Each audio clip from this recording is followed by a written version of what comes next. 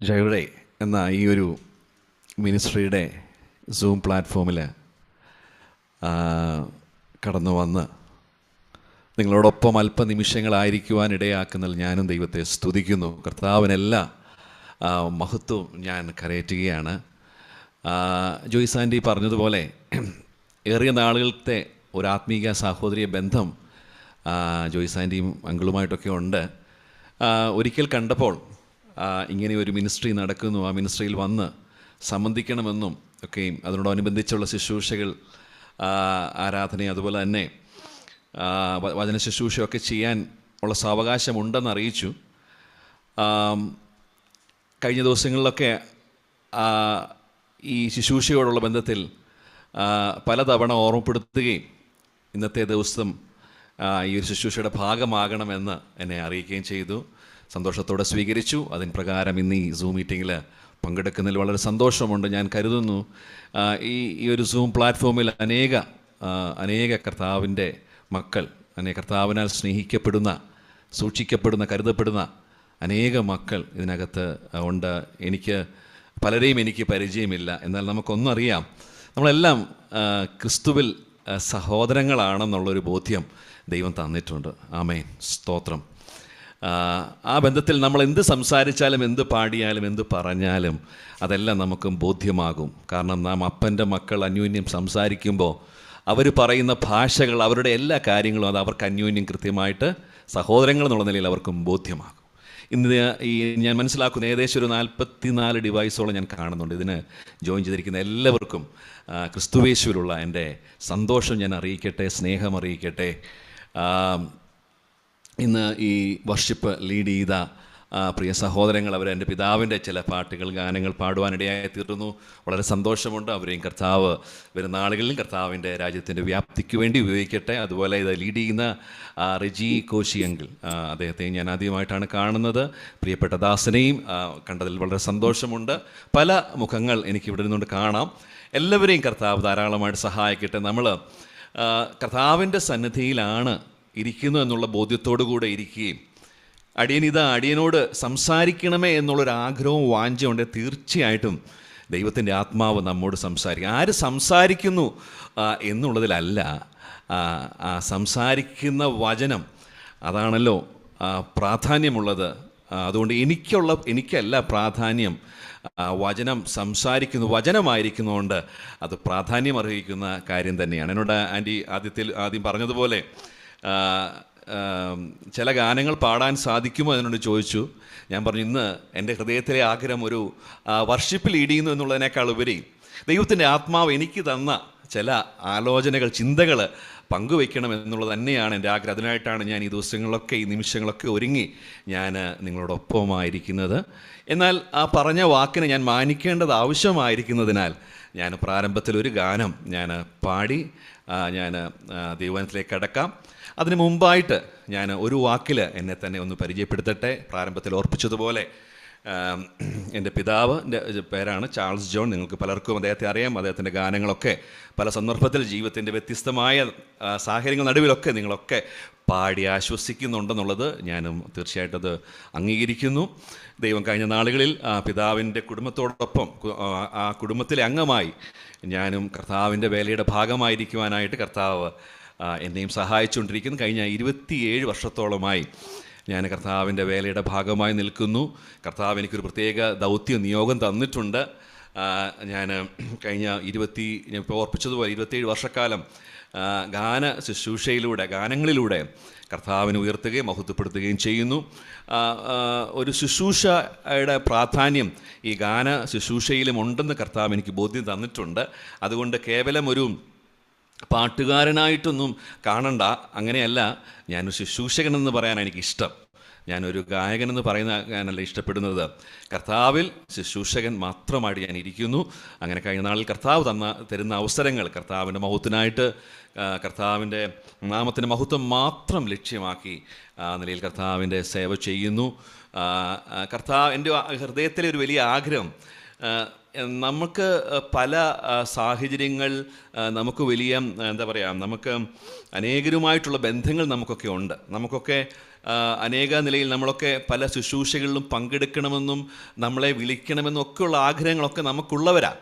പക്ഷേങ്കിൽ ദൈവം എനിക്ക് തന്ന ഒരു ബോധ്യം, നമ്മളെ കർത്താവാണ് വേലയ്ക്ക് വിളിച്ചതെങ്കിൽ ഈ ശുശ്രൂഷയുടെ ഭാഗമായിട്ട് രാജ്യത്തിൻ്റെ വ്യാപ്തിയിലൊരു പങ്ക് ദൈവം നമുക്ക് തരുന്നുണ്ടെങ്കിൽ തീർച്ചയായിട്ടും ആ ശുശ്രൂഷയുടെ ഭാഗമാകുവാൻ ദൈവം തന്നെയാണ് നമ്മളെ ശുശ്രൂഷയുടെ മുഖത്തേക്ക് അയക്കേണ്ടത്, മനുഷ്യരല്ല. ഞാൻ മനുഷ്യൻ്റെ മുഖത്തേക്ക് നോക്കിയല്ല നിൽക്കേണ്ടത്. നമ്മൾ പലപ്പോഴും പരാതിപ്പെടുന്നവർ, എനിക്ക് ശുശ്രൂഷയില്ലല്ലോ, ശുശ്രൂഷയ്ക്ക് എന്നെ വിളിച്ചില്ലല്ലോ, ഇവിടെ എന്നെ വിളിക്കാഞ്ഞത് എന്താ എന്നൊക്കെ പലപ്പോഴും പരാതി പറയുന്നവരാണ് നമ്മൾ. അത് സ്വാഭാവികം, മാനുഷികം, നമുക്കെല്ലാം ഉണ്ടാകാം. പക്ഷേ നാം മനസ്സിലാക്കേണ്ടത്, ശുശ്രൂഷയ്ക്ക് കർത്താവാണോ വിളിച്ചത്, ശുശ്രൂഷ കർത്താവാണോ തന്നതെങ്കിൽ കർത്താവിൻ്റെ ദൗത്യമായി എന്നെ എവിടെ കൊണ്ട് നിർത്തണം, എവിടെ കൊണ്ട് ശുശ്രൂഷ ചെയ്യിപ്പിക്കണം, എന്താ പറയേണ്ടത്, ഇതെല്ലാം കർത്താവിൻ്റെ ദൗത്യം. പക്ഷേ എനിക്കൊരു ദൗത്യമുണ്ട്, എന്താ, ഞാൻ കർത്താവിൻ്റെ കരങ്ങളിൽ എപ്പോഴും ഒരു ഇണങ്ങിയ ആയുധമായിരിക്കണം. സമയത്തും അസമയത്തും ഞാൻ ഒരുങ്ങിയിരിക്കണം. ഞാൻ എപ്പോഴും സത്യസുവിശേഷം പറയാൻ എപ്പോഴും ഞാൻ ഒരുങ്ങിയിരിക്കണം. അതുകൊണ്ട് പ്രിയമുള്ളവരെ, കർത്താവ് നമ്മളെ എവിടെ അയക്കുന്നു, എവിടെ നിർത്തുന്നു, എവിടെ പോകാൻ പറയുന്നു, പൊക്കോണം, ഒന്നും ചോദ്യം ചെയ്യാതെ പൊക്കോണം, പറഞ്ഞോണം.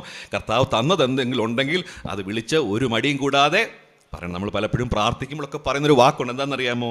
കർത്താവേ, ഇന്ന് ഞങ്ങൾക്കുള്ള ആലോചനകളൊന്നും ദൈവമേ മറച്ചു വയ്ക്കാതെ അത് കൃത്യമായിട്ട് ഞങ്ങളെ കേൾപ്പിക്കണമേ. വാസ്തവമായിട്ട് നമുക്ക് ആ ബോധ്യത്തോടു കൂടെ ഇരിക്കാം, ഒന്നും മറച്ചു വയ്ക്കുകയില്ല. ഇന്ന് ദൈവത്തിൻ്റെ ആത്മാവ് എൻ്റെ ഹൃദയത്തിൽ തന്ന ദൈവവചനത്തിലേക്ക് ഞാൻ പ്രവേശിക്കുന്നു. അതിന് മുൻപായിട്ട് മുമ്പ് ഓർപ്പിച്ചതുപോലെ ഒരു ഗാനം പാടിയിട്ട് ഞാൻ വേഗം തിരുവചനത്തിലേക്ക് നമ്മുടെ ശ്രദ്ധയെ തിരിക്കാം എന്ന് ആഗ്രഹിക്കുകയാണ്.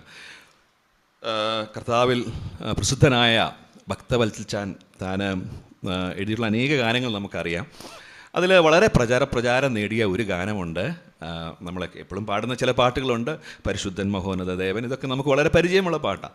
അതിൽ താൻ കർത്താവിൻ്റെ മഹത്വത്തെക്കുറിച്ച് വളരെ കൃത്യമായിട്ട് വെളിപ്പെടുത്തുന്ന, കർത്താവിനെ മഹത്വീകരിച്ചുകൊണ്ട്, കർത്താവിനെ ആരാധിച്ചുകൊണ്ട് എഴുതിയിട്ടുള്ളൊരു ഗാനമുണ്ട്.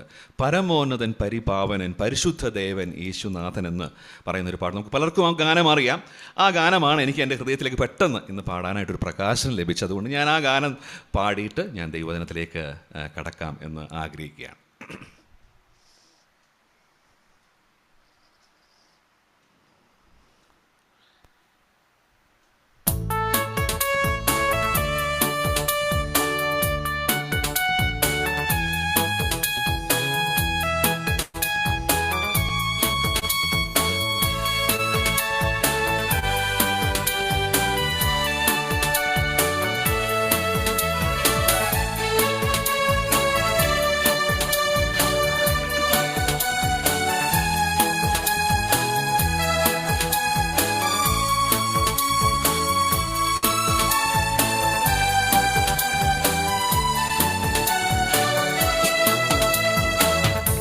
പരമോന്നതൻ പരിപാവനൻ പരിശുദ്ധദേവൻ യേശുനാഥൻ. പരമോന്നതൻ പരിപാവനൻ പരിശുദ്ധദേവൻ യേശുനാഥൻ. സ്തുതിഗീതിയായി സ്വർഗ്ഗേ വസിക്കും അതികോമളൻ എൻ യേശുദേവൻ. സ്തുതിഗീതിയായി സ്വർഗ്ഗേ വസിക്കും അതികോമളൻ എൻ യേശുദേവൻ. അതികോമളൻ യേശുദേവൻ. പരമോന്നതൻ പരിപാവനൻ പരിശുദ്ധദേവൻ യേശുനാഥൻ.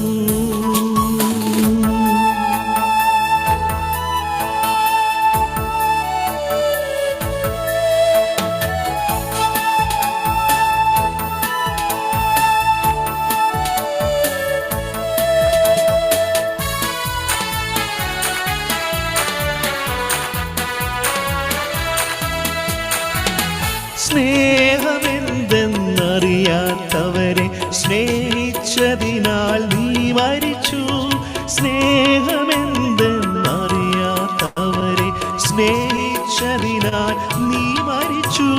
സ്നേഹമാം നിന്നെ കണ്ടിടുവാനായി സ്നേഹമാം ദൈവമേ നീ കനിഞ്ഞു. സ്നേഹമാം നിന്നെ കണ്ടിടുവാനായി സ്നേഹമാം ദൈവമേ നീ കനിഞ്ഞു. പരമോന്നതൻ പരിപാവനൻ പരിശുദ്ധദേവൻ യേശുനാഥൻ.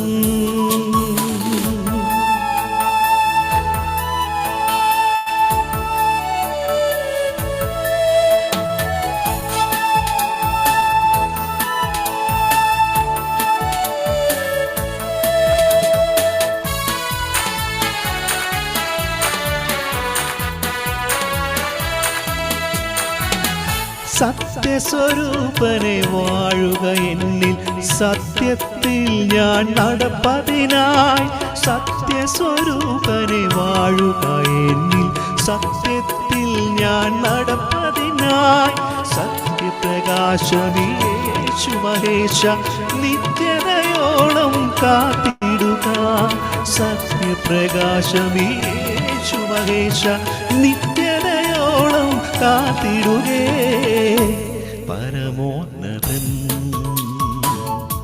പരിപാവനൻ പരിശുദ്ധദേവൻ യേശുനാഥൻ. പരമോന്നതൻ പരിപാവനൻ പരിശുദ്ധദേവൻ യേശുനാഥൻ. സ്തുതിഗീതിയായി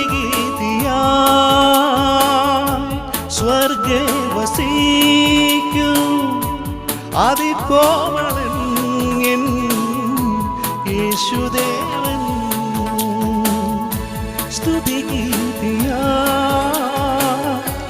സ്വർഗേ വസിക്കും അതികോമളൻ എൻ യേശുദേവൻ. അതികോമളൻ യേശുദേവൻ. പരമോന്നതൻ പരിപാവനൻ പരിശുദ്ധദേവൻ യേശുനാഥൻ.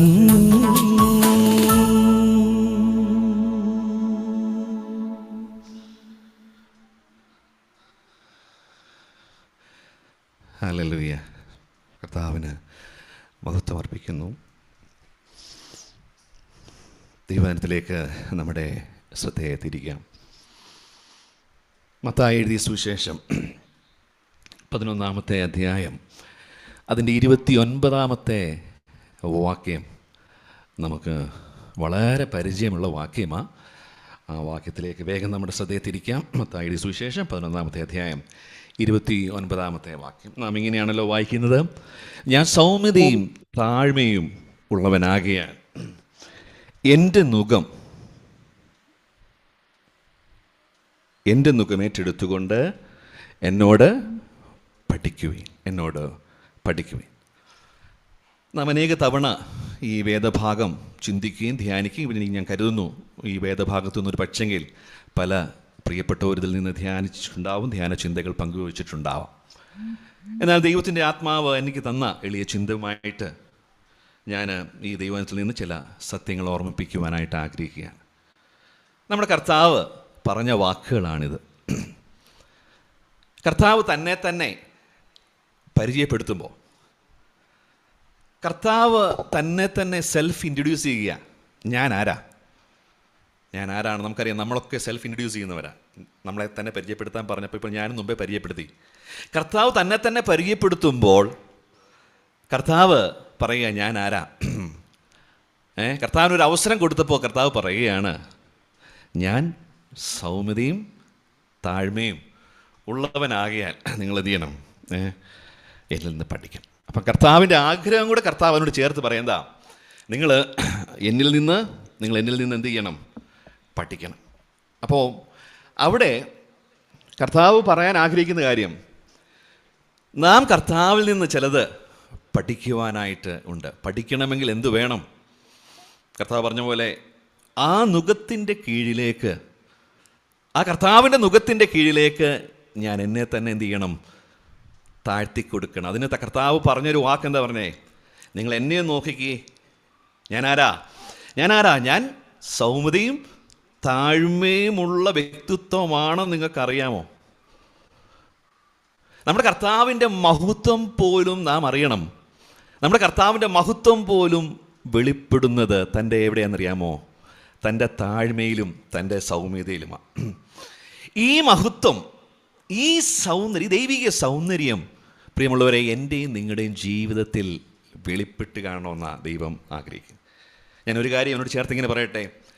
ലോകം മഹത്വമായി, ലോകം ഇന്ന് ഏറ്റവും സൗന്ദര്യവൽക്കരിക്കുന്ന കാര്യം, ലോകം ഇന്ന് തെറ്റായിട്ടുള്ള ഒരു സൗന്ദര്യ ബോധമാണ് ലോകം ഇന്ന് വെളിപ്പെടുത്തിക്കൊണ്ടിരിക്കുന്നത്.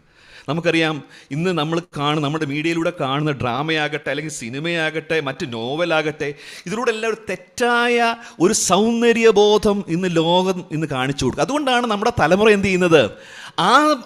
അതിനെ അനുകരിക്കുവാനായിട്ട് ശ്രമിക്കുന്നത്. ഇപ്പോൾ ഒരു വില്ലനായിട്ട് ഇപ്പം 10 പേരെ വെടിവെച്ച് കൊന്നാൽ അവൻ ആരാ? അവൻ ഹീറോ ആയി അല്ലേ? അപ്പം അങ്ങനെ നേതാവാകാം. അപ്പം ലോകം ഒരു തെറ്റായ സന്ദേശം നൽകിക്കൊണ്ട് എന്ത് ചെയ്യുക?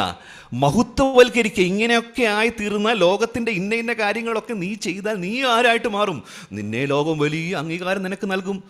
നിനക്ക് ഒരു വലിയൊരു ഗ്ലോറിഫിക്കേഷൻ നിനക്ക് ലോകം നൽകും. എന്നാൽ ഇവിടെ ദൈവം, കർത്താവ് നമ്മെ പഠിപ്പിക്കുമ്പോൾ, കർത്താവ് നമ്മൾ സംസാരിക്കുമ്പോൾ, കർത്താവ് വെളിപ്പെടുത്തുന്നത് എന്താണെന്നറിയാമോ? ഇതൊന്നുമല്ല. എന്താ കർത്താവ് പറയാ? എന്താ? നീ ഉയർത്തപ്പെടണമെങ്കിൽ, നിനക്കൊരു മഹത്വം ഉണ്ടാകണമെങ്കിൽ, എനിക്കുണ്ടായ മഹത്വം നിനക്കുണ്ടാകണമെങ്കിൽ, നിന്നിൽ വെളിപ്പെടേണ്ടത് എൻ്റെ സ്വഭാവമാണ്. എൻ്റെ സ്വഭാവം എന്താ? സ്വഭാവം നമുക്കറിയാം. യേശു കർത്താവ് ക്രൂശിൽ മരിച്ച വിധം കണ്ടിട്ട് അതിൻ്റെ ആ സഹസ്രാധിപൻ പറയുന്നൊരു വാക്കുണ്ട്. എന്നെ പലപ്പോഴും അത് ധൈര്യപ്പെടുത്തിയിട്ടുള്ള ആ ഒരു വാക്ക്, എന്നെ ചിന്തിപ്പിച്ചിട്ടുള്ള വാക്ക് എന്താ പറയുന്നറിയാമോ? അതായത് ആ ക്രൂശിൽ കർത്താവിൻ്റെ ആ മരണത്തോട് ബന്ധപ്പെട്ട് അതിന് ഇൻചാർജ് ആയിരുന്ന വ്യക്തിയാണല്ലോ സഹസ്രാധിപൻ. അദ്ദേഹം പറയുന്ന വാക്കെന്നറിയാം? ഇവൻ സാക്ഷാൽ ദൈവപുത്രൻ എന്ന് പറഞ്ഞാൽ, മനുഷ്യപുത്രനിൽ ഇങ്ങനെ ഒരു വ്യക്തിത്വത്തെ, ഇങ്ങനത്തെ ഒരു സൗന്ദര്യത്തെ ഞങ്ങൾ പോലും ആദ്യമായിട്ടാണ് കാണുന്നതാണ് അതിൻ്റെ അർത്ഥം. ഇങ്ങനത്തെ ഒരു സൗന്ദര്യം ഞങ്ങൾ കണ്ടിട്ടില്ല. ഞങ്ങളെ പഠിപ്പിച്ചത്, ഞങ്ങൾ കണ്ടതും ഇന്ന് ഞാനും നിങ്ങളും കണ്ടുകൊണ്ടിരിക്കുന്നത് എന്താണെന്നറിയാമോ? വേറൊന്നാ മഹത്വവൽക്കരിച്ചുകൊണ്ട് കാണുന്നത്. എന്നാൽ കർത്താവ് ഇവിടെ പറയാൻ ആഗ്രഹിക്കുന്നത്, ഇന്ന് നമ്മോടുള്ള സന്ദേശത്തിൻ്റെ ഭാഗമായി കർത്താവ് നമുക്ക് തരാൻ ആഗ്രഹിക്കുന്നത്, നമ്മളിലും വെളിപ്പെടേണ്ടത് എന്താണെന്നറിയാമോ? ഈ ക്രിസ്തുവിൻ്റെ താഴ്മ, ഈ ക്രിസ്തുവിൻ്റെ സൗമ്യതയാണ് വെളിപ്പെടേണ്ടത്. മോശ ഒരിക്കൽ ചോദിച്ചു, കർത്താവേ, അങ്ങയുടെ മഹത്വം എന്നെ ഒന്ന് കാണിക്കാം, അങ്ങയുടെ തേജസ് എന്നെ ഒന്ന് കാണിക്കാമോ? അയ്യോ, കർത്താവ് പറഞ്ഞില്ല, ദൈവം പറഞ്ഞില്ല, നോ, നിനക്ക് കാണാനുള്ള സമയമായില്ല എന്നല്ല പറഞ്ഞേ. പിന്നെന്താ പറഞ്ഞേ? കർത്താവ് അവൻ്റെ ആഗ്രഹത്തിന് മുമ്പിൽ തന്നെ വെളിപ്പെടുത്തി. അങ്ങനെ വെളിപ്പെടുത്തിയപ്പോൾ കർത്താവ് എന്താ പറഞ്ഞത് നമുക്ക് നോക്കാം. പുറപ്പാട് പുസ്തകത്തിൽ അത് വളരെ കൃത്യമായിട്ട് എഴുതി വെച്ചിട്ടുണ്ട്. 33-ാമത്തെ അധ്യായം എടുക്കാമോ? പുറപ്പാട് പുസ്തകം 33-ാമത്തെ അധ്യായം. 33-ാമത്തെ അധ്യായം. അവിടെ കർത്താവ്, ദൈവം മോശയുടെ മുമ്പാകെ വെളിപ്പെടുമ്പോൾ മോശ അവിടെ ചോദിക്കുന്നൊരു ചോദ്യമുണ്ട്. 33-ാം അധ്യായത്തിൻ്റെ 18-ാമത്തെ വാക്യം.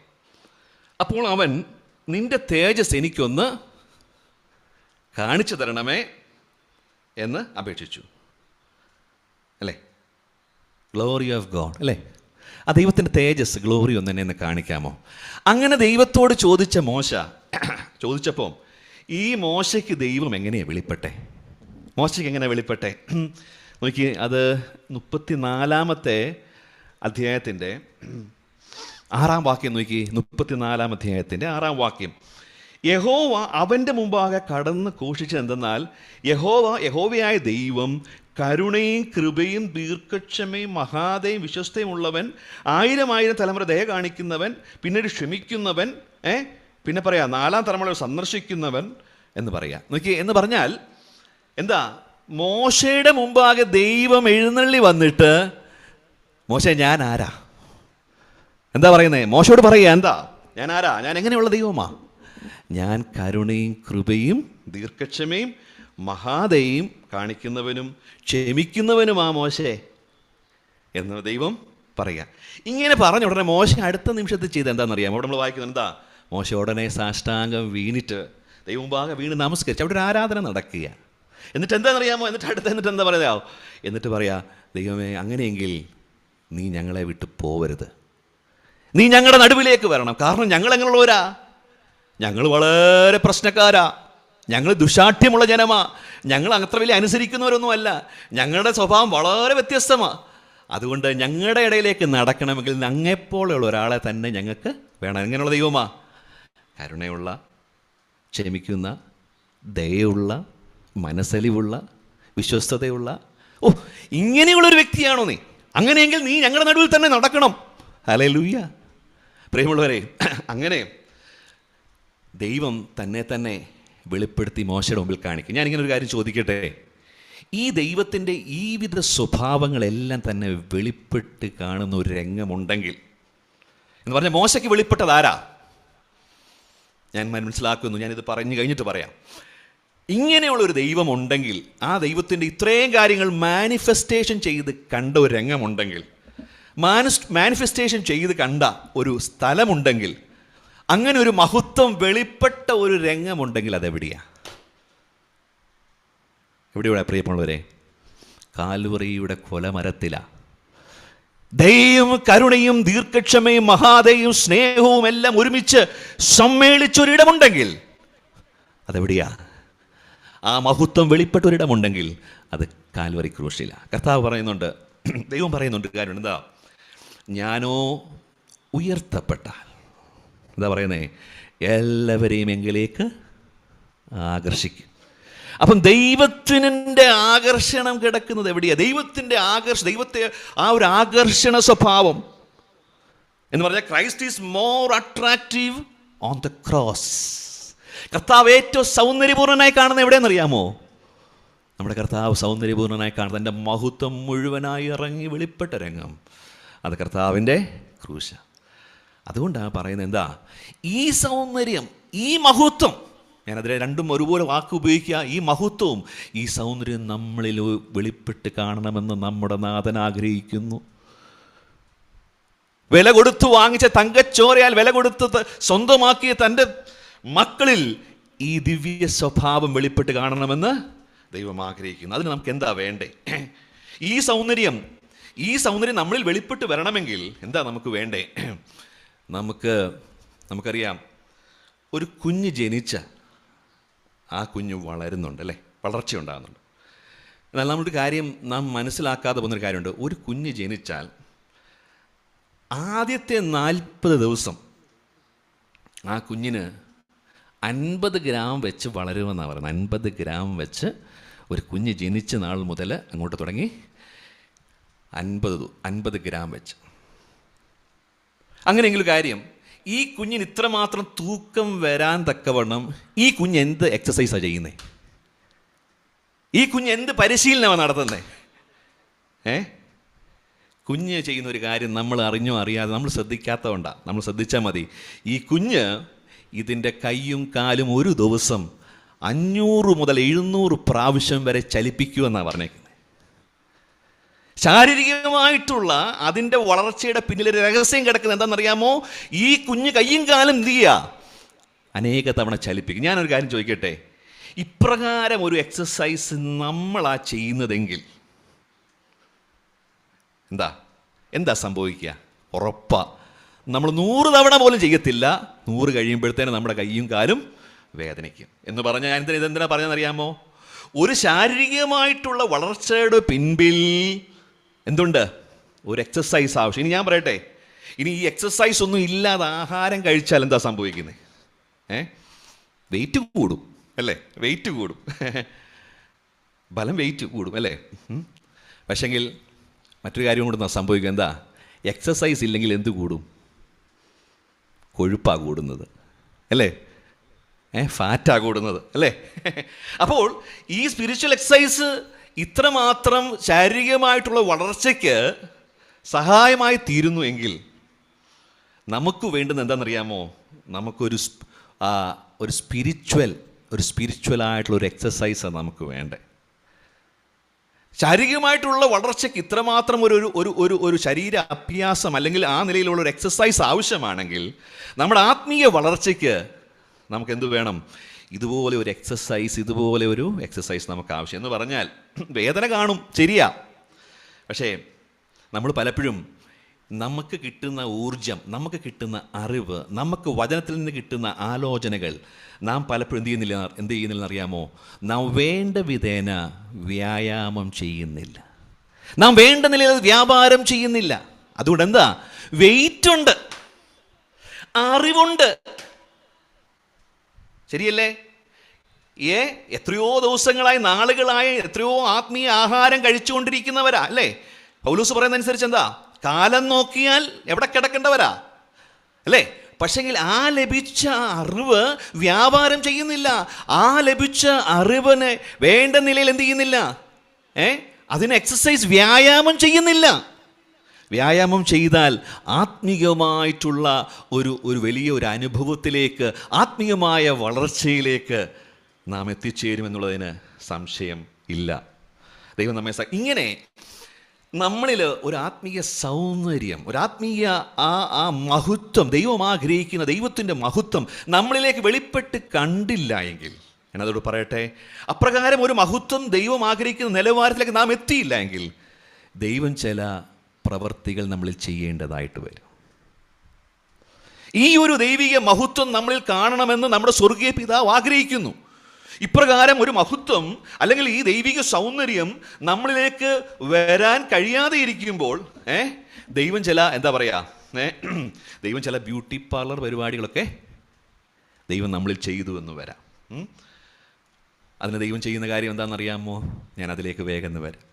ആവർത്തന പുസ്തകം 8-ാം അധ്യായം അതിൻ്റെ 16-ാമത്തെ വാക്യത്തിൽ ദൈവം ചെയ്യുന്ന ഒരു കാര്യത്തെക്കുറിച്ച് അവിടെ പറയുന്നുണ്ട്. അതിലേക്കൊന്ന് വരാം. ആവർത്തന പുസ്തകം ദൈവം തന്റെ ജനത്തോട് ബന്ധപ്പെട്ട് പറയുന്ന ഒരു സ്റ്റേറ്റ്മെന്റാ. 16-ാമത്തെ വാക്യത്തിൽ എന്താ? നിന്നെ താഴ്ത്തി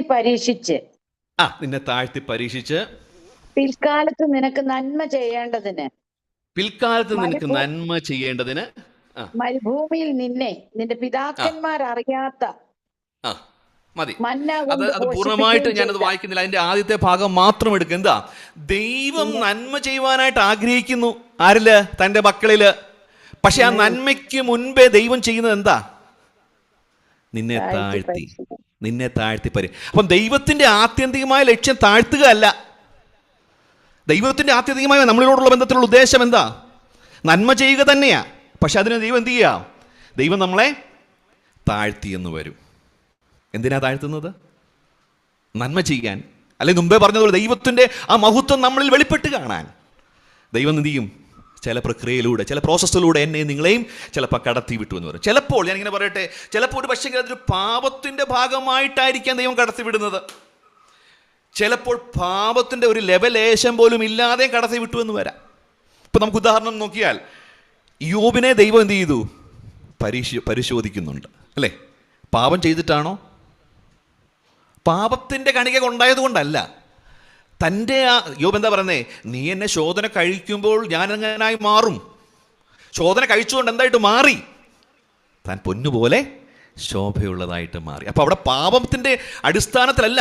യോബും പിശാചും തമ്മിലുള്ള ഒരു പ്രത്യേക പരിപാടിയുടെ അണ്ടർസ്റ്റാൻഡിങ്ങിൽ ഉണ്ടായ ഒരു കാര്യമാണ് എന്ത്? തനിക്കുണ്ടായ കഷ്ടത. അതിനെ എന്ത് ചെയ്യാം? ദൈവം എന്താക്കി മാറ്റി? തൻ്റെ സ്വഭാവത്തോട് അനുരൂപമാക്കുവാൻ കാരണമായി തീർന്നു. അതിനൊരു പാപം മുഖാന്തരമാകണമെന്നില്ല. അപ്പോൾ തന്നെ നമുക്കറിയാം, പുതിയ നിയമത്തിലേക്ക് വരുമ്പോൾ പൗലോസ് എന്നുള്ള വ്യക്തിയെ നമുക്കറിയാം അല്ലേ? പൗലോസിൽ നിന്ന് ആ ദൈവീക, പൗലോസ് എന്ന് പറയുന്നത് ക്രിസ്തുയേശുവിനെ കുറിച്ചുള്ള പരിജ്ഞാനത്തിൻ്റെ ശ്രേഷ്ഠതയിലേക്ക് പൗലോസ് എത്തപ്പെട്ടൊരിക്കൽ അല്ലേ? അവിടെ വരെ എത്തി. എവിടെ കിടന്ന? ഓർത്ത് നോക്കിയേ, എവിടെ തുടങ്ങിയതാ? അവിടെ കിടക്കുന്ന ശൗലിനെ എന്ത് ചെയ്തു? ക്രിസ്തുവിനെ കുറിച്ച് പരിജ്ഞാനത്തിന് ശ്രേഷ്ഠതയിലേക്ക് എത്തിയപ്പോൾ ദൈവം എന്ത് ചെയ്യുന്നുണ്ടെന്ന് അറിയാമോ? അവിടെ കാര്യം ചെയ്യുന്നുണ്ട്. നീ വെളിപ്പാടിൻ്റെ ആധിക്യത്താൽ നിഗളിച്ചു പോകാതിരിക്കേണ്ടതിന് ദൈവം എന്ത് ചെയ്യുന്നു? ദൈവത്തിൻ്റെ സൗന്ദര്യം തന്നിൽ വെളിപ്പെടുന്നതിന് വേണ്ടി ദൈവത്തോട് അനുരൂപനായി തീരുന്ന ആ ഒരു പ്രക്രിയയിലേക്ക് എത്തപ്പെടുമ്പോൾ ദൈവം ചിലപ്പോൾ നമ്മെ എന്ത് ചെയ്തെന്നിരിക്കും? താഴ്ത്തി എന്ന് വരും. ഇവിടെ എന്താ ചെയ്യുന്നത്? ദൈവം എന്ത് ചെയ്യാം? ദൈവം ആ നിഗളമുണ്ടാകാതിരിക്കാനായിട്ട് പൗലോസിനെ താഴ്ത്തുന്നു. എന്തിനാ? അനുഗ്രഹിക്കാൻ, ആ ശോഭ വെളിപ്പെടാൻ. പ്രിയമുള്ളവരെ, ഇന്ന് നമ്മളിൽ ദൈവത്തിൻ്റെ തേജസ് വെളിപ്പെടുന്നുണ്ടെങ്കിൽ, ദൈവത്തിൻ്റെ തേജസ്സിലേക്ക് നാം എത്തപ്പെടുന്നുണ്ടെങ്കിൽ, ആ തേജസ്സും ശോഭയും എന്നിൽ വെളിപ്പെടുവാൻ വേണ്ടി ഒരുപക്ഷെ എന്നെയും നിങ്ങളെയും ദൈവം ചെയ്യുന്നു അറിയാമോ? താഴ്ത്തി എന്ന് വരാം. അത് തിരിച്ചറിയാൻ കഴിയണം. ഇന്നത്തെ ഒരു വലിയ പ്രശ്നം എന്താണെന്നറിയാമോ? ഈ ദൈവം എന്തുവായി ചെയ്യുന്നതെന്ന് പലപ്പോഴും നമുക്ക്, എന്തിനാ ഇത് ചെയ്തത്, എൻ്റെ ജീവിതത്തിൽ എന്തിനാണ് ചെയ്തത് നമുക്ക് പലപ്പോഴും അറിയത്തില്ല. പക്ഷെ നാം മനസ്സിലാക്കണം, ഞാൻ ദൈവ പൈതലാണോ? ഞാൻ ദൈവത്തിൻ്റെ കരങ്ങളിലാണോ? ദൈവത്തിൻ്റെ കരങ്ങളിൽ ഇരിക്കുന്നിടത്തോളം കാലം അവിടുന്ന് അറിയാതെ, അനുവദിക്കാതെ എൻ്റെ ജീവിതത്തിൽ ഒന്നും സംഭവിക്കുന്നില്ലെന്ന് ഉറച്ചുറച്ച് ഏറ്റുപറഞ്ഞ് വിശ്വസിക്കാൻ എനിക്ക് കഴിയണം. നമുക്കത് പലപ്പോഴും കഴിയുന്നില്ല. നാം പത്രോസിനെ പോലെ നാം പലപ്പോഴും ഭയപ്പെട്ടു പോകുന്നവരാണ്, വിശ്വാസത്തിൽ സഞ്ചരിച്ചു പോകുന്നവരാണ്. പ്രിയമുള്ളവരെ, എന്ത് സംഭവിച്ചാലും അതെൻ്റെ നന്മയ്ക്കായിട്ട് കൂടി വ്യാപരിപ്പിക്കുന്നു എന്നുള്ളത് ഞാനും നിങ്ങളും മനസ്സിലാക്കേണ്ടത് ആവശ്യമാണ്. ഞാൻ ആദ്യം പറഞ്ഞു, പാപമില്ല എങ്കിലും ദൈവം താഴ്ത്തി എന്ന് വരാം, പാപം കാരണവും താഴ്ത്തി എന്ന് വരാം. നമുക്കറിയാം, നാം കൊരിന്ത്യർ ലേഖനത്തിൽ നമ്മുടെ ആരാധനയുള്ള ബന്ധത്തിൽ പലപ്പോഴും നമ്മൾ ആ വേദഭാഗം വായിക്കുന്നത്. ആ വേദഭാഗം ഒന്ന് എടുക്കും. കൊരിന്ത്യർക്ക് എഴുതിയ 1-ാം ലേഖനം 11-ാമത്തെ അധ്യായം 29-30 വാക്യം കൂടെ ഒന്ന് വായിക്കാമോ? കൊരിന്ത്യർക്ക് എഴുതിയ 1-ാം ലേഖനം 11-ാമത്തെ അധ്യായം അതിൻ്റെ 29-30 എന്താ? തിന്നുകയും കുടിക്കുകയും ചെയ്യുന്നവൻ ശരീരത്തെ വിവേചിക്കാതിരുന്നാൽ തനിക്ക് ശിക്ഷാവധി തിന്നുകയും കുടിക്കുകയും ചെയ്യുന്നു. ഇനി 30-ാമത്തെ വാക്യം ഒന്ന് ശ്രദ്ധിച്ചോണേ. എന്താ 30-ാം വാക്യം? ഇത് ഹേതുവായി നിങ്ങളിൽ പലരും ബലഹീനരും രോഗികളും അടുത്തൂടെ വായിച്ചില്ലെങ്കിൽ പൂർണ്ണമാകത്തില്ല. അനേകരും നിദ്ര കൊള്ളുന്നു. ഇവിടെ എന്താ പറയുന്നത്? ബിക്കോസ് ഓഫ് ദീസ് റീസൺ അല്ലേ, ഈ കാരണങ്ങളാൽ എന്ത് ചെയ്തു എന്ന് പറഞ്ഞാൽ പാപം കാരണത്താൽ എന്തുണ്ടാകാം? ബലഹീനത ഉണ്ടാകാം. ബലഹീനതയിലേക്ക് വരാം. പിന്നെ ആ ബലഹീനത, ആ പാപം വീണ്ടും വീണ്ടും ചെയ്ത് ആ വീണ്ടും വീണ്ടും മാനസാന്തരപ്പെടാഞ്ഞാൽ എന്ത് സംഭവിക്കുന്നു? ദൈവം പിന്നെ എന്താക്കി മാറ്റുക? രോഗിയായെന്ന് വരാം. ഇനി അവിടം കൊണ്ടും തീർന്നില്ല എങ്കിൽ, ദൈവം കരുണയുള്ളവനാ, പക്ഷെ അവിടം കൊണ്ടും ശരിയായില്ല, പിന്നെ എന്തായിട്ട് മാറാം? അനേകരും നമ്മളെല്ലാം പറയുക, ഇന്ന സഹോദരൻ മരിച്ചത്, ഇന്ന സഹോദരൻ കിടക്കയിലായിരിക്കുന്നതിൻ്റെ പിന്നിലെ കാരണം അയോഗ്യമായിട്ടുള്ള നടപ്പാ, അയോഗ്യമായിട്ട് ഈ അപ്പം മുറിച്ചതാ എന്ന് പറയാൻ നമുക്ക് കഴിയുമോ? ഒരിക്കലും നാം ചെയ്യാറില്ല. പക്ഷേ അനേകരും നിദ്ര കൊള്ളുന്നതിൻ്റെ പിന്നിൽ, അനേകരും ബലഹീനരാകുന്നതിന് പിന്നിൽ നാം ഭയപ്പെടണം. ഇതാണോ കാരണമെന്ന് സംശയിക്കേണ്ടതായിട്ട് ഇരിക്കുന്നു. നമുക്ക് നല്ലൊരു ഉദാഹരണം പത്രോസിൽ നമുക്ക് കാണാം. പത്രോസ് കർത്താവിനോട് കൂടെ നടക്കുമ്പോൾ തന്നെ വളരെ എടുത്ത് ചാടിക്കൊണ്ട് സംസാരിക്കുന്ന വ്യക്തിയായിരുന്നു. പത്രോസ് കർത്താവിനോട് പറയുന്ന പല വാക്കുകൾ, ഒരു വാക്ക് നമുക്ക് വളരെ പരിചയമുള്ള, എന്നെ എപ്പോഴും ചിന്തിപ്പിച്ചിട്ടുള്ളൊരു വാക്യം എന്താ? കർത്താവേ, ഈ പറഞ്ഞ 10-11 തള്ളി പറഞ്ഞാലും ഞാനുണ്ടല്ലോ, ഞാൻ അങ്ങനൊന്നും തള്ളി പറയുന്ന വ്യക്തിയൊന്നുമല്ല.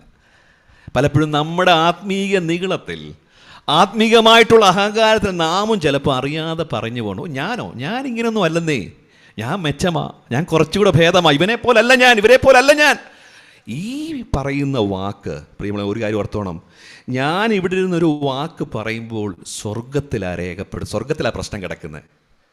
എന്താണെന്നറിയാം? കാരണം ഞാൻ ഇവിടെ ഇരുന്നൊരു കാര്യം ഇവിടെ ഇരുന്ന് ധൈര്യത്തോടെ ഞാൻ എൻ്റെ സ്വയത്തിലൂന്ന് ഞാൻ പറയുമ്പോൾ എന്താ സംഭവിക്കുന്നറിയാമോ? സ്വർഗത്തിലൊരു കാര്യം നടപ്പുണ്ട്. സ്വർഗത്തിൽ അവിടെ ചെല്ലുന്ന ആരെങ്കിലും അപവാദി എന്ന് പറയും.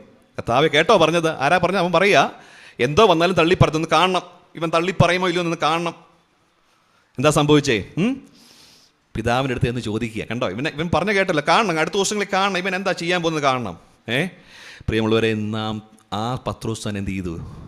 ആ പറഞ്ഞ പത്രോസ് തന്നെ കർത്താവിനെ പിന്നീട് തള്ളി പറയുന്നു. എന്നാൽ ഒരു കാര്യം ഞാൻ എന്നോട് ചേർത്ത് ഇങ്ങനെ പറയട്ടെ, പാപം മുഖാന്തരമുള്ള ആ നഷ്ടത്തെ ദൈവം റീപേ ചെയ്യുന്നവനാ, തിരികെ നൽകുന്നവനാ. എന്ത് ചെയ്താൽ മതി?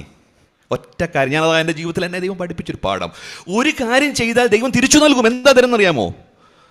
അത് പത്രോസിൽ നിന്ന് തന്നെ നമുക്ക് പഠിക്കാം, നോക്കി വായിച്ചെടുക്കാം. 26-ാം മത്തായി സുവിശേഷം 26-ാം അധ്യായം ഒന്ന് എടുക്കാമോ? മത്തായി സുവിശേഷം 26-ാം അധ്യായം അതിൻ്റെ 45-ാമത്തെ വാക്യം ഒന്ന് വായിക്കാമോ? മത്തായി 26-ന്റെ 45.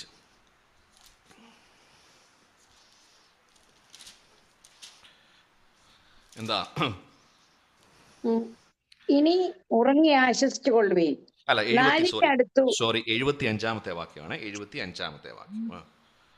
75-ാമത്തെ വാക്യം. അപ്പോൾ കോഴി കൂവും മുമ്പേ ഉം. നീ 3 വട്ടം എന്നെ തള്ളിപ്പറയും എന്ന് യേശു പറഞ്ഞ വാക്ക് പത്രോസ് ഓർത്തു പുറത്തുപോയി അതിദുഃഖത്തോടെ പൊട്ടിക്കരഞ്ഞു.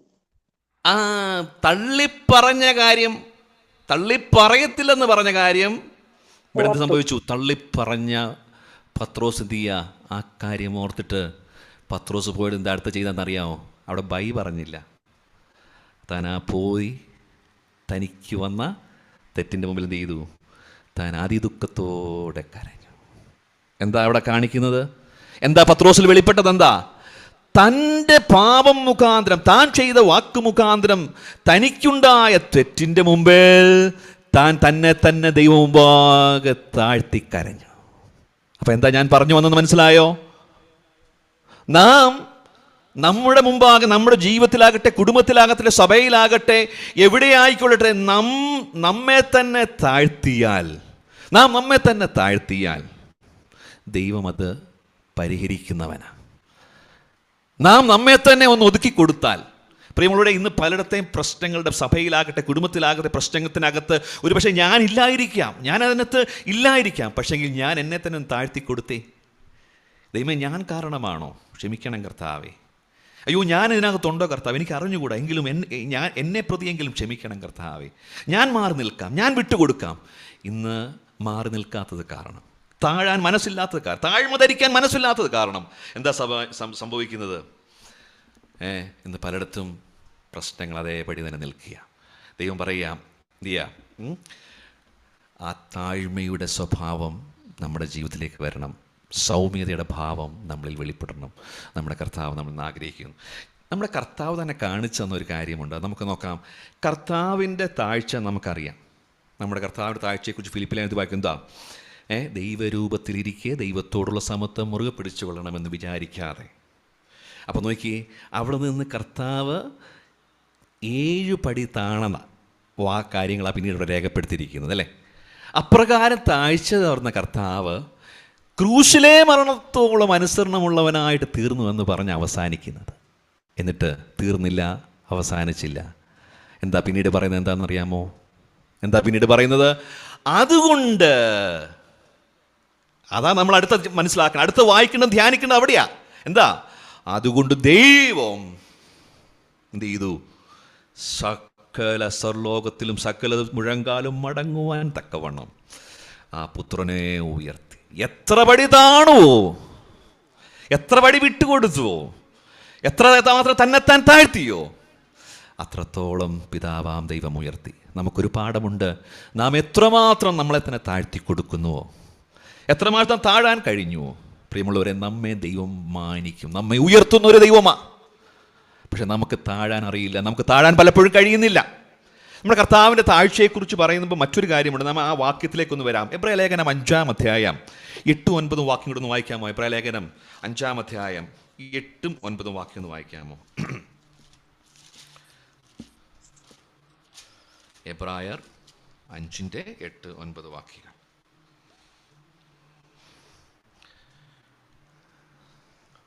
കർത്താവിന് കഷ്ടം അനുഭവിച്ചിട്ട് എന്താ കിട്ടിയത്? വായിച്ചാട്ടെ. പുത്രനെങ്കിലും താൻ അനുഭവിച്ച കഷ്ടങ്ങളാൽ അനുസരണം പഠിച്ച് തികഞ്ഞവനായി തന്നെ അനുസരിക്കുന്ന ഏവർക്കും നിത്യരക്ഷയുടെ കാരണഭൂതനായി തീർന്നു. നിത്യരക്ഷയുടെ കാരണഭൂതനായി തീർന്നു എന്ന് പറയുന്നതിന് മുൻപ് എന്താ പറഞ്ഞതെന്ന് നോക്കിയേ? കഷ്ടങ്ങളാൽ എന്ത് ചെയ്തു? എങ്ങനെ തികഞ്ഞു എന്നാ പറഞ്ഞേ? എങ്ങനെ തികഞ്ഞവനായി തീർന്നു എന്നാ പറഞ്ഞേ? താൻ അനുഭവിച്ച കഷ്ടങ്ങളാൽ അനുസരണം പഠിച്ചു അനുസരണം പഠിച്ചു എന്ന് പറഞ്ഞാൽ കർത്താവ് കഷ്ടങ്ങളിലൂടെ എന്തായി? താൻ കഷ്ടത അനുഭവിച്ചിട്ട് എന്താ കിട്ടിയത്? കഷ്ടത ക്രിസ്തുവിന് എന്ത് കൊടുത്തു? അനുസരണത്തിലൂടെ എന്തായി മാറി? ഈ കഷ്ടതയെ പെർഫെക്റ്റ് ആക്കി കർത്താവിനെ, അല്ലേ? ഹിസ് പെർഫെക്ഷൻ ഹാസ് പ്രൂവ്ഡ് എന്ന. സ്വർഗത്തിൽ ചെന്ന പെർഫെക്ഷൻ്റെ കാര്യത്തെക്കുറിച്ച് ചിന്തിക്കേണ്ട കാര്യമില്ല. പക്ഷെ ഇവിടെ എന്ത് ചെയ്തു? തന്നെ വിളങ്ങുന്നവനാക്കി മാറ്റാനിടയായി തീർന്നല്ലേ? തികഞ്ഞവനാക്കി, ഈ ഭൂമിയിൽ തന്നെ തികഞ്ഞവനാക്കിയിട്ടാ പിന്നെ അങ്ങോട്ട് പോയതല്ലേ? ഓർത്ത് നോക്കി, പ്രിയമുള്ളവരെ, നമ്മളെ തികഞ്ഞവൻ, പെർഫെക്റ്റഡ് ബൈ സഫറിങ്, കഷ്ടതയിലൂടെ എന്തായി തികഞ്ഞവനായി സ്വർഗത്തിൽ കിട്ടാത്ത ഒരനുഭവം ഈ ഭൂമിയിൽ വെച്ച് നമ്മുടെ കർത്താവ് തികഞ്ഞവനായി. നമുക്ക് എബ്രായലേഖനത്തിൻ്റെ 2-ാം അധ്യായം നമുക്ക് പരിചയമുള്ള 9-ഉം 10-ഉം വാക്യം, 2-ാം അധ്യായത്തിന് 9-ഉം 10-ഉം നമുക്ക് പരിചയമുള്ള വാക്യമാണ്. ആ വാക്യത്തിൽ നമ്മളിങ്ങനെ വായിക്കും, ദൈവകൃപയാൽ എല്ലാവർക്കും വേണ്ടി മരണം ആസ്വദിപ്പാൻ എന്ത് ചെയ്യുക, ദൂതന്മാരിന് ഒരല്പം താഴ്ച അനുഭവിക്കേണ്ടി വന്നു കർത്താവിനല്ലേ. എന്നിട്ട് എന്താ അടുത്ത വായിക്കുന്നത്, എന്താ, വന്നവനാ യേശു മരണം അനുഭവിച്ചതുകൊണ്ട് അവിടുത്തെ എങ്ങനെയായി കണ്ടു, മഹത്വവും മാനവും അണിഞ്ഞവനായി. അപ്പൊ താഴ്ച അനുഭവിച്ചു, താഴ്ത്തി കൊടുക്കേണ്ടി വന്നു. പക്ഷെ തീർന്നില്ല, പിന്നെന്തായി തീർന്നു, എത്ര താഴ്ത്തിയോ അത്രത്തോളം ഇന്ന് മഹത്വമണിഞ്ഞവനായി, മാനമണിഞ്ഞവനായി നമ്മുടെ കർത്താവ് തീർന്നു. ദൈവം താഴ്ത്തിയത് എന്തിനാണെന്ന്, നമ്മളെ താഴ്ത്തുന്നത് എന്തിനാണെന്ന് പ്രിയമുള്ളവരെ നാം പലപ്പോഴും മനസ്സിലാക്കാതെ പോകരുത്. നാം അത് മനസ്സിലാക്കണം. പ്രിയമുള്ളവരെ, നമ്മുടെ ക്രിസ്തീയ ജീവിതത്തിൽ ഈ താഴ്മയുടെ സ്വഭാവം, ഈ താഴ്ത്തിക്കൊടുക്കുന്നൊരു അനുഭവം നമ്മുടെ ജീവിതത്തിൽ വരുന്നത് മുഖാന്തരം എന്താ ഉണ്ടാകുന്നറിയാമോ, ഈ മഹത്വം നമ്മളിൽ വെളിപ്പെടുവാൻ, ഈ സൗന്ദര്യം നമ്മളിൽ വെളിപ്പെടുവാനായിട്ട് ഇടയായിത്തീരും. അതിന് ദൈവം നമ്മളെന്ത് ചെയ്യും, ചിലപ്പം വ്യത്യസ്തമായ സാഹചര്യങ്ങളിലൂടെ വ്യത്യസ്തമായ ചില വ്യക്തികളെ നമ്മുടെ മുമ്പിലേക്ക് അയച്ചു എന്ന് വരും. നമുക്കറിയാം, ഹന്നയ്ക്ക് കരയാനായിട്ട് ആരുണ്ടായിരുന്നു? ഹന്ന കരയുന്ന ഒരു വ്യക്തിത്വമായിട്ട് മാറാൻ ഒരു പെനീനെ അവിടെ ഉണ്ടായി. അവിടെ ഒരു വ്യക്തിയെ ഹന്നയ്ക്ക് വേണ്ടി അയച്ചു. പ്രിയമുള്ളവർ, നമ്മുടെ ജീവിതത്തിൽ ക്രിസ്തുവിൻ്റെ സ്വഭാവത്തിൻ്റെ വ്യത്യസ്തമായ ഭാവങ്ങൾ, ദീർഘക്ഷമ, സഹനം ഒക്കെ നമ്മളിൽ ഉളവാകുവാൻ ചിലപ്പോൾ നമ്മുടെ വീട്ടിൽ ചിലപ്പോൾ ചിലരെ ആക്കിയെന്നിരിക്കും, സഭയിൽ ചിലരെ ആക്കിയെന്നിരിക്കും, നമ്മുടെ കൂട്ടുകാരിൽ ചിലരെ ആക്കിയെന്നിരിക്കും. എന്തിനാ? ദിവ്യ സ്വഭാവം, ഈ താഴ്മയും സൗമ്യതയും ഒക്കെ വെളിപ്പെട്ട് അവിടുത്തെ സ്വഭാവത്തോട് അനുരൂപരാകണം. അതിനുവേണ്ടി ചിലപ്പോൾ ദൈവം നമ്മളെ ചിലരെ സാഹചര്യങ്ങളിലൂടെ കടത്തി വിട്ടു വരാം, ചിലരെ നമ്മുടെ ജീവിതത്തിൽ അനുവദിച്ചു എന്ന് വരാം. മാത്രമല്ല നമുക്കറിയാം മറ്റൊരു സംഭവം, ദാനിയേലും കൂട്ടരും അവരെ നെബൂഖദ്നേസർ തീയിൽ ഇട്ട സംഭവം നമുക്കറിയാം. അവർ പാപം ചെയ്തിട്ടുള്ളതിൻ്റെ അടിസ്ഥാനത്തിലല്ല അവർ തീയിൽ വീണത്, അല്ലേ? എന്നാൽ അവർ 7 മടങ്ങ് അവർ തീയിലിട്ടതിന് ശേഷം പറയുന്നുണ്ട്, 7 മടങ്ങ് തീയുടെ ആ കാഠിന്യം കൂട്ടി. അപ്പോൾ എന്താ ഉണ്ടായത്? ദൈവപുത്രനെ, 4മതൊരുവനെ ആ തീയുടെ നടുവിൽ കണ്ടു. ഞാനിങ്ങനെ ചോദിക്കട്ടെ, ദൈവപുത്രൻ്റെ മഹത്വം കാണണമെങ്കിൽ, അല്ലെങ്കിൽ ദൈവപുത്രനെ കാണണമെങ്കിൽ, ദൈവമഹത്വം കാണണമെങ്കിൽ ഈ സംഭവത്തോട് ചേർന്ന് ചിന്തിച്ച് നോക്കിയേ, എന്താ ഉണ്ടാകേണ്ടത്?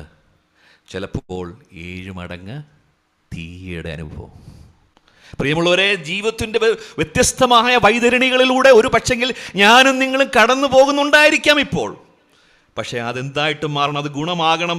ആ അഡ്വാൻറ്റേജ് എടുത്തോണം, അത് മുതലെടുത്തോണം. ജീവിതത്തിൽ ദൈവം നമ്മളെ താഴ്ത്തിയിട്ടുണ്ടെങ്കിൽ വിട്ടുകൊടുക്കരുത്. ആ താഴ്ത്തിയ അനുഭവത്തിൽ തന്നെ തുടർന്നോണം. എന്തിനാണെന്നറിയാമോ? അതിലൂടെ ദിവ്യ സ്വഭാവത്തിൻ്റെ ആ മഹത്വത്തിൻ്റെ ശോഭ എന്നിലും നിങ്ങളും വെളിപ്പെടുത്തി കാണുവാനായിട്ട് ദൈവം ആഗ്രഹിക്കുന്നുവെന്ന് മനസ്സിലാക്കണം. ഞാൻ പലപ്പോഴും ഇങ്ങനെ പറയും, ദൈവം പിടിക്കുമ്പോൾ പെടയരുത്, ദൈവം പിടിക്കുമ്പോൾ പെടയരുത്. നമുക്ക് നമ്മെ തന്നെ ഏൽപ്പിച്ചു. നമ്മൾ കർത്താവ് തന്നെ ക്രൂശിക്കാനായിട്ട് കൊണ്ടുവന്ന രംഗങ്ങളെക്കുറിച്ചൊക്കെ പല കാര്യങ്ങൾ പറയുമ്പോൾ, കർത്താവ് കൊല്ലുവാൻ കൊണ്ടുപോകുന്നവരുടെ മുമ്പാകെ എങ്ങനെ നിന്നെന്നാണ് പറഞ്ഞേക്കും, രോമം കത്തിരിക്കുന്നവരുടെ മുൻപാകെ എന്ത് ചെയ്തു?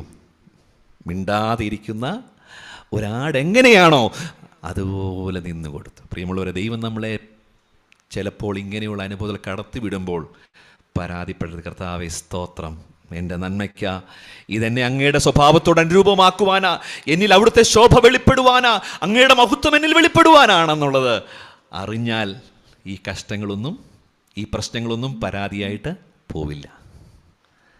ദൈവം നമ്മെ സഹായിക്കട്ടെ. ഞാനൊരു വ്യക്തിയുടെ അനുഭവം കൂടെ പറഞ്ഞ് ഞാൻ അവിടെ നിർത്താം. നിങ്ങളൊരു പക്ഷെങ്കിൽ കേട്ടിട്ടുണ്ടാവും ഈ വ്യക്തിയെക്കുറിച്ച്. സാമുവൽ ലോഗൻ ബ്രിങ്കിൾ എന്നാ അദ്ദേഹത്തിൻ്റെ പേര്. Samuel Logan ബ്രിങ്കിൾ. അദ്ദേഹം വില്യം ബൂത്ത് എന്ന് പറയുന്ന അദ്ദേഹം മെത്തഡിസ്റ്റ് ചർച്ചിൻ്റെ ആണോ അതോ സാൽവേഷൻ ആർമിയുടെ ആണെന്ന് എനിക്ക് തോന്നുന്നു. സാൽവേഷൻ ആർമിയുടെ അല്ലേ സാൽവേഷൻ ആർമിയുടെ സ്ഥാപകനാണ് വില്യം ബൂത്തിനോട് ചേർന്ന് പ്രവർത്തിക്കുവാനായിട്ട് താനൊരു ചെരുപ്പ് കുത്തിയായിരുന്നു ഈ സാമുവൽ ലോഗൻ ബ്രിങ്ങിൽ. ഒരു പക്ഷേ നിങ്ങളിൽ പലർക്കും അറിയാം. ഈ സാമുവൽ ലോഗൻ ബ്രിങ്ങിൽ അദ്ദേഹത്തിൻ്റെ അടുത്ത് ചെന്നിട്ട്, എനിക്ക് നിങ്ങളുടെ സ്ഥാപനത്തിനോട് ചേർന്ന് പ്രവർത്തിക്കണമെന്ന് ആഗ്രഹമുണ്ട്, എന്തെങ്കിലും ജോലിയുണ്ടോ എന്ന് ചോദിച്ചു. അപ്പോൾ ആ സ്ഥാപനം വളരെ വിസ്തൃതമായിട്ടുള്ള പ്രവർത്തന മേഖലയാണ്.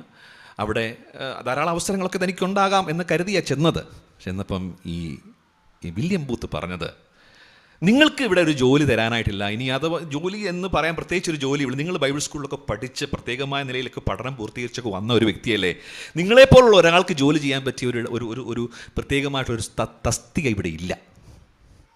അപ്പോൾ ഒടുവിൽ ഇങ്ങനെ പറഞ്ഞു, ഒരു ജോലി ബാക്കിയുണ്ട്, അത് ഇത്രയേ ഉള്ളൂ. ഇവിടെ ഒരു ചാപ്പലുണ്ട്. ഈ ചാപ്പലിൽ അനേകർ 3 നേരവും പല ശുശ്രൂഷകൾക്കായിട്ട് വരുന്നവരുണ്ട്. അവരുടെ എല്ലാം ചെരുപ്പുകൾ ഇവിടെ വെളിയിൽ ഇങ്ങനെ അവരൊന്ന് വെളിയിലിട്ടിട്ട് അവരെ കയറി പോകും. നിങ്ങൾക്ക് ആകെ ഇനിയും തരാനൊരു ജോലി ഉണ്ടെങ്കിൽ ഈ ഒരു ജോലി മാത്രമുള്ളത്. എന്താണെന്നറിയാമോ?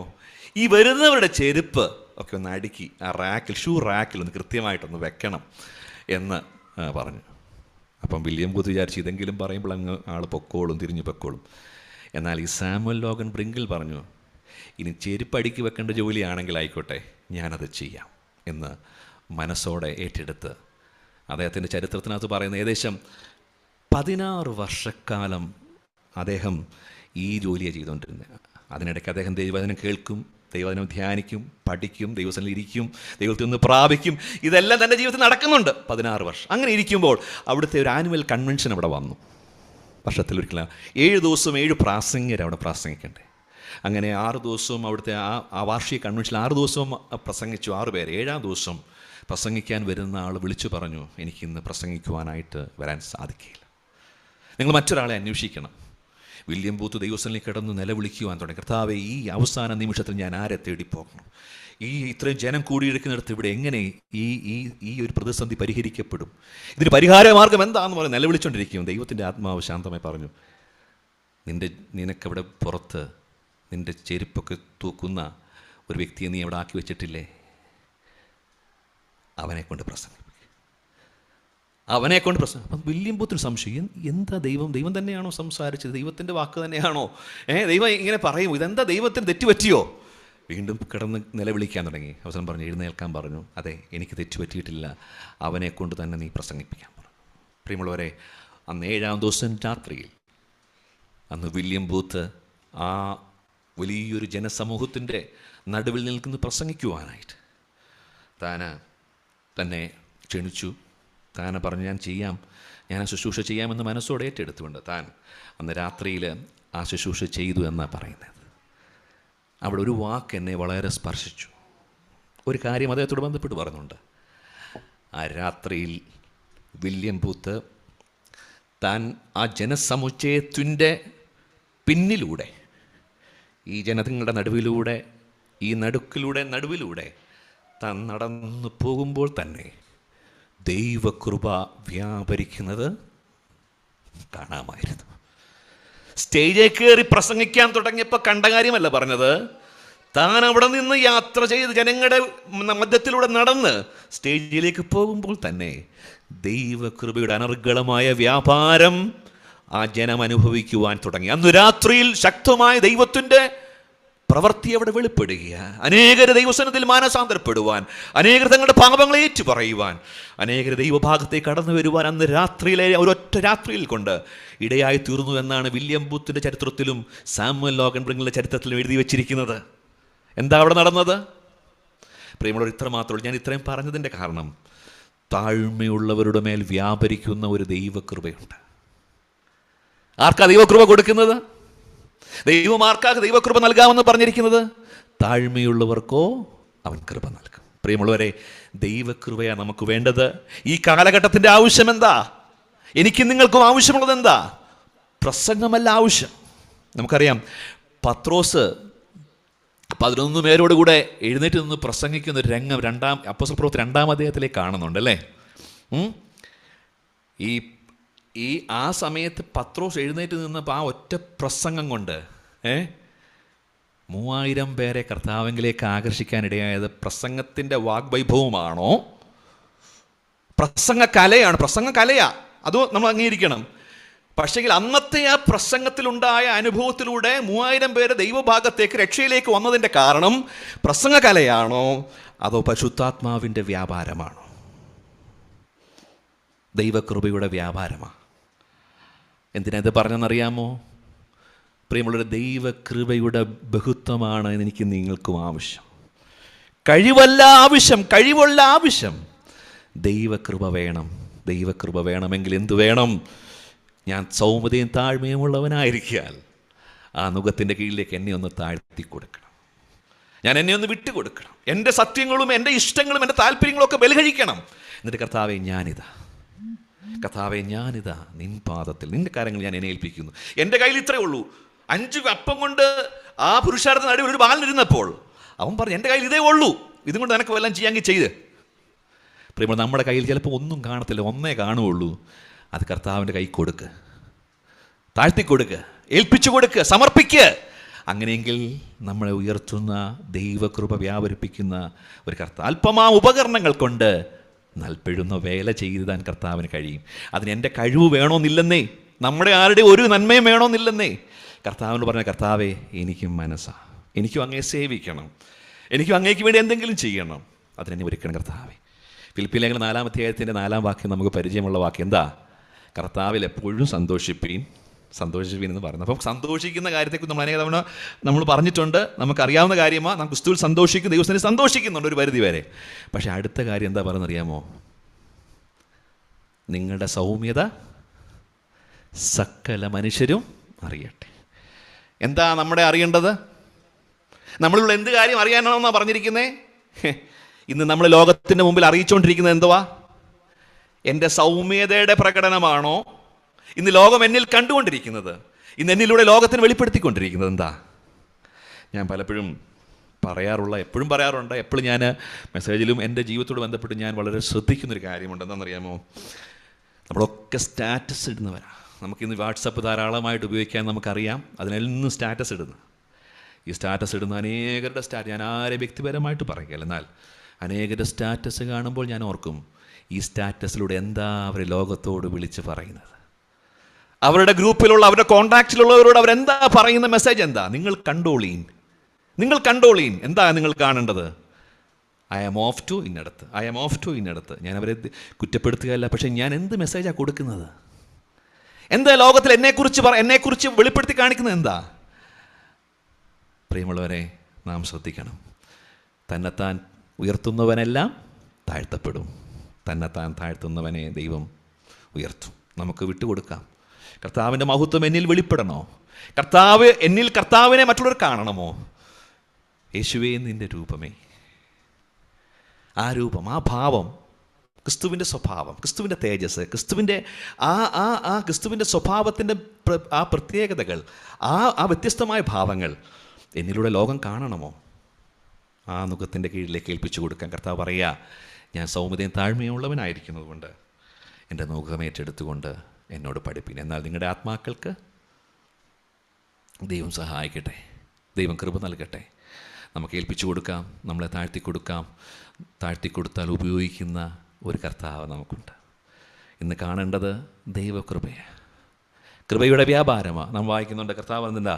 കൃപയുടെ അത്യന്ത ധനത്തെ വരും കാലങ്ങൾ കാണിക്കേണ്ടതിന് മർത്യരാകുന്ന നമ്മളെയും അവിടുന്ന് ഉയർത്തുന്നു.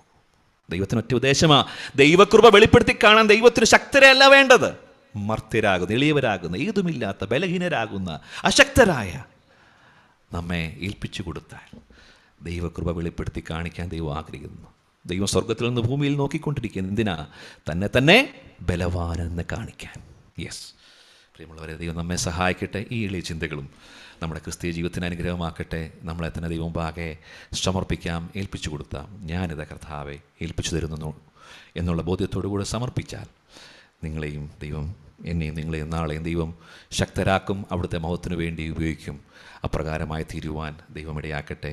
ഈ എളിയ ചിന്തയും അതിന് മുഖാന്തരമായി തീരട്ടെ. ഇങ്ങനെ അവസരം നൽകി തന്ന ഇതിൻ്റെ എല്ലാ അണിയറയിലുള്ള പ്രിയപ്പെട്ടവർക്കും നന്ദി പറഞ്ഞുകൊണ്ട് എല്ലാ മഹത്വവും കർത്താവിന് മാത്രമെന്ന് അറിയിച്ചുകൊണ്ട്, കർത്താവിന് മാത്രം മഹത്വമെന്ന് പറഞ്ഞുകൊണ്ട് ഞാനും എൻ്റെ എളിയ ആലോചന നിർത്തുന്നു.